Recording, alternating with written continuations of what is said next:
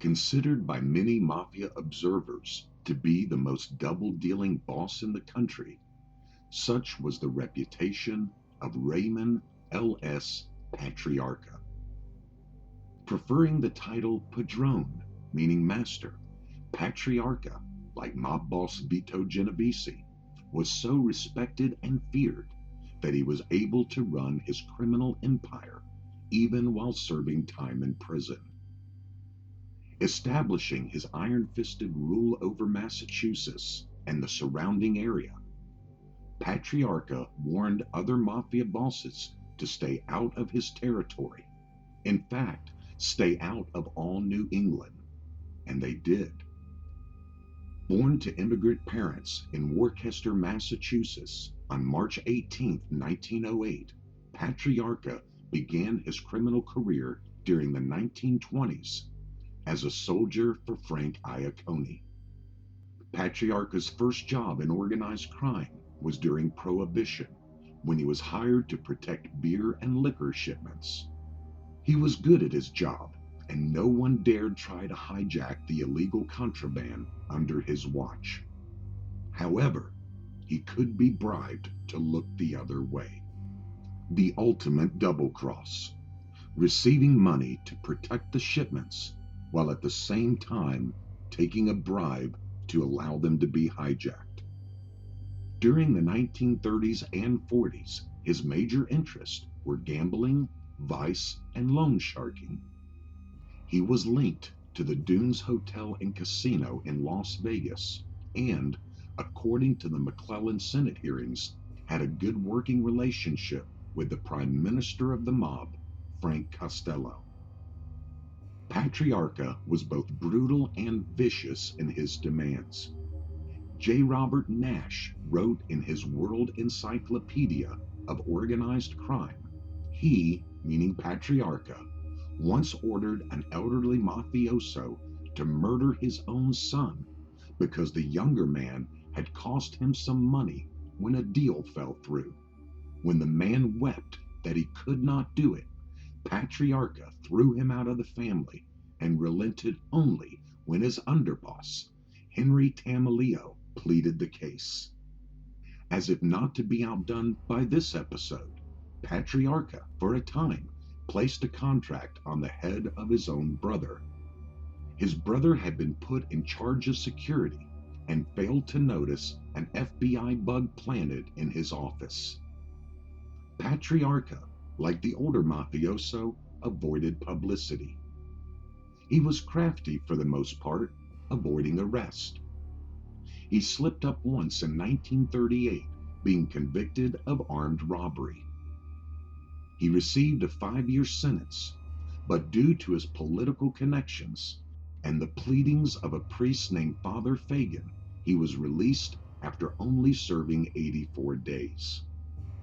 After a public outcry, investigators attempted to contact Father Fagin, only to find out he didn't exist.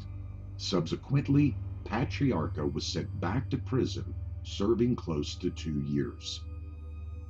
By the time the 1940s rolled around, Patriarca was recognized as a mafia leader, and by the 1950s, he was the undisputed boss in Boston and throughout all New England. No one dared encroach on his territory, no one except a young gang of Irish sluggers headed by Bernard McLaughlin.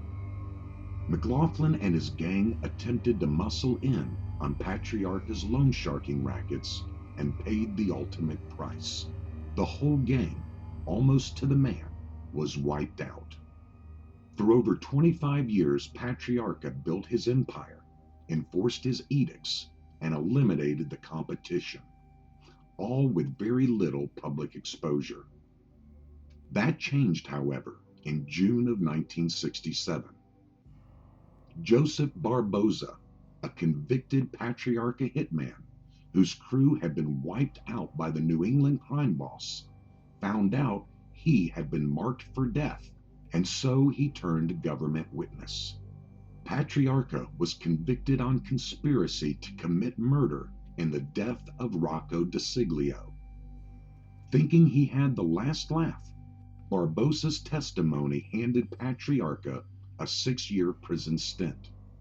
He was finally released from his confinement in 1975. But a year later, the last laugh may have been Patriarca's. Joseph Barbossa was gunned down on the streets of San Francisco. As the late 70s approached, Patriarca found his past was coming back to haunt him. The new RICO laws and drug cases in which hefty sentences were being handed down caused the once proud tradition of Omerta to begin a singing career, and sing it did. On December 4th, 1980, Patriarca was indicted in the 1965 murder of small-time hood Raymond Curcio.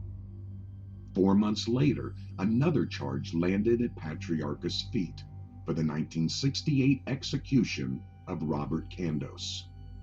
And if this wasn't enough, 7 months after that, Patriarca was indicted for labor racketeering. Patriarca was 69 when the first of these indictments were leveled. With numerous delays and legal maneuvers by his team of attorneys, Patriarca was sure he could beat the government, and in a way, he did. On July 11, 1984, at the age of 76, Raymond L.S. Patriarca accomplished a feat most crime bosses never realized. He died. Not in a hail of gunfire, not in a cold prison cell, but of a heart attack at the residence of a girlfriend.